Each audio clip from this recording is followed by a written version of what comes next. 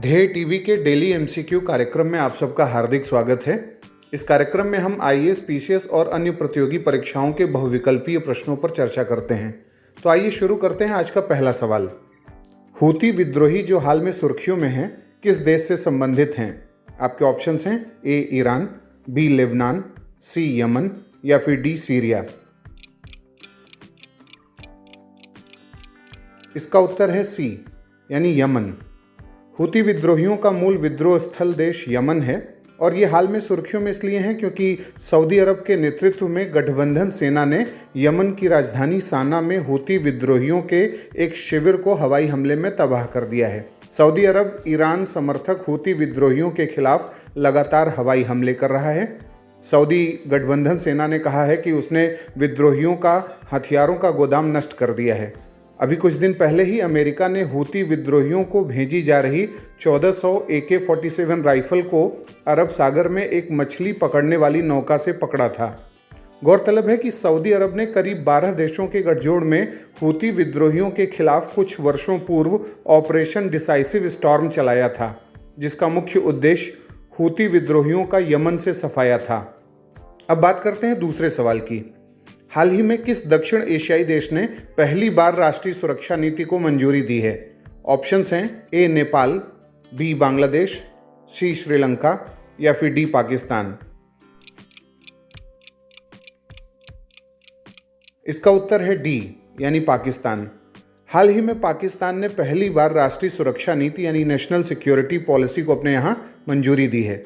पाकिस्तान की शीर्ष सुरक्षा समिति ने 27 दिसंबर को वर्ष 2022 से 2026 के लिए अपनी राष्ट्रीय सुरक्षा नीति को मंजूरी प्रदान करते हुए आर्थिक सुरक्षा यानी इकोनॉमिक सिक्योरिटी को इसके केंद्र में रखा है।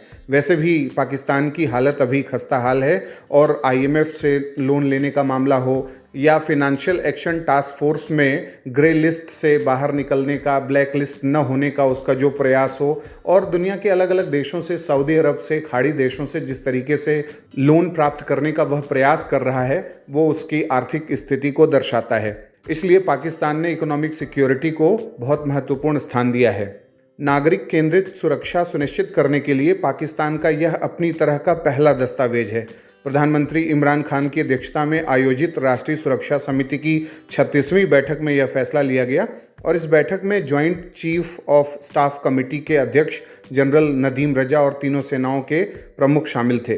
अब बात करते हैं तीसरे सवाल की। निम्नलिखित कथनों पर विचार करें। पहला, 17 दिसंबर 2021 को संसद में राष्ट्रीय एंटी डोपिंग विधेयक 2021 पेश किया गया है। दूसरा, भारत में राष्ट्रीय डोप परीक्षण प्रयोगशाला की स्थापना वर्ष 2008 में अंतर्राष्ट्रीय ओलंपिक समिति और वर्ल्ड एंटी डोपिंग एजेंसी द्वारा स्थायी रूप से मान्यता प्राप्त करने के उद्देश्य से की गई थी। उपरोक्त में से कौन से कथन सत्य हैं? ए केवल एक, बी केवल दो, सी एक और दो या फिर डी न तो एक न ही दो।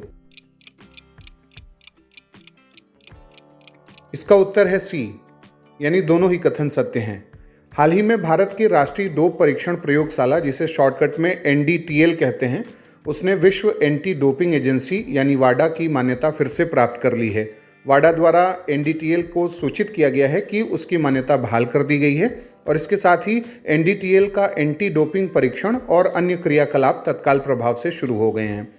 सितंबर 2018 में प्रयोगशाला के ऑन साइट मूल्यांकन के दौरान पाए गए गैर अनुपालनों के आधार पर NDTL की वाडा की मान्यता 20 अगस्त 2019 को निलंबित कर दी गई थी।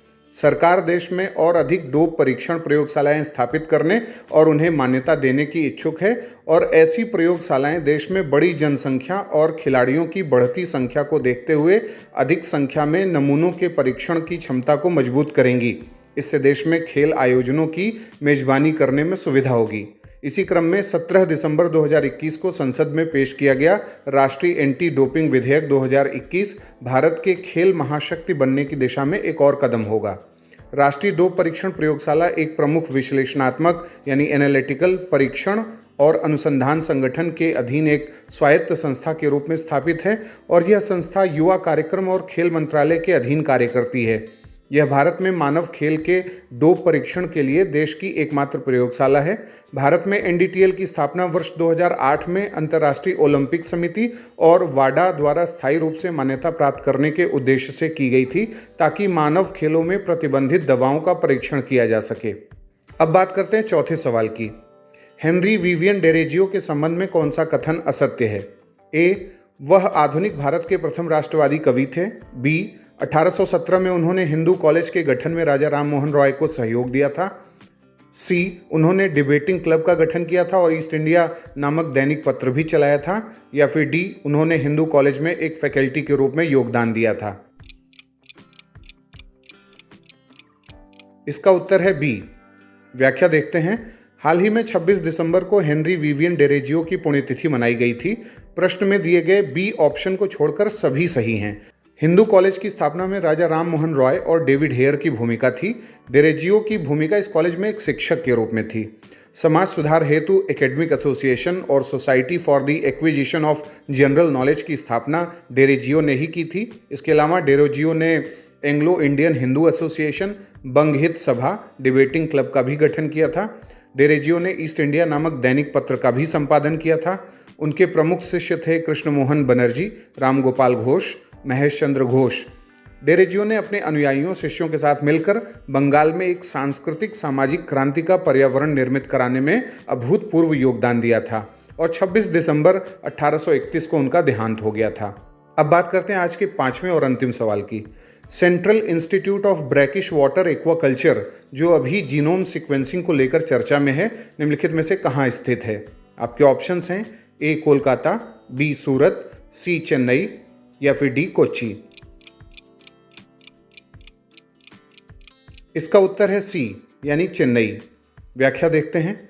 चेन्नई स्थित central institute of brackish water aquaculture Indian white shrimp के पूरे जीनोम यानी कंप्लीट जीनोम सीक्वेंसिंग करने में उसने सफलता पाई है और वैज्ञानिकों ने इसे दो कारणों से एक बड़ी उपलब्धि माना है। पहली बात तो यह है कि white spot syndrome virus disease की रोकथाम करने के लिए इससे रणनीति बनाई जा सकेगी जो झींगों में होती है, और श्रिम्प फार्मर्स जो एक सबसे बड़ी समस्या झेलते हैं वह यही डिजीज़ है। जीनोम सीक्वेंसिंग के बाद सी फूड ट्रेड में जो बाधाएं हैं उनको दूर किया जा सकेगा।